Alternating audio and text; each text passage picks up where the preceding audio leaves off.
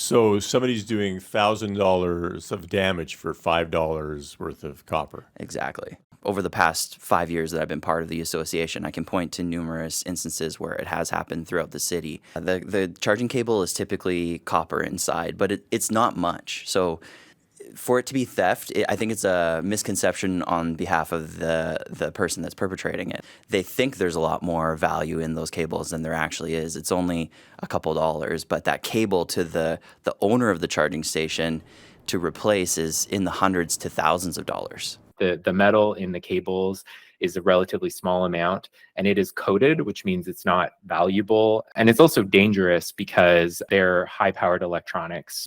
It's more prevalent in downtown, although it does happen on the outskirts of the city.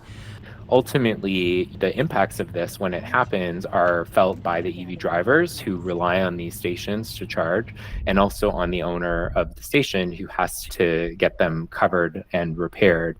It's worth it because the stations do provide a lot of value in terms of helping drivers go about their day, but we obviously don't want to see vandalism. Most charging stations for the public are actually video monitored, or they're in areas where there might be CCTV. And so we're encouraging site hosts, if they happen to have this unfortunately happen to them, to look at CCTV and to share that with local law enforcement. This is not a good way of getting metals. It's not a good way of making money. It's dangerous. It's not worth the cost or the risk.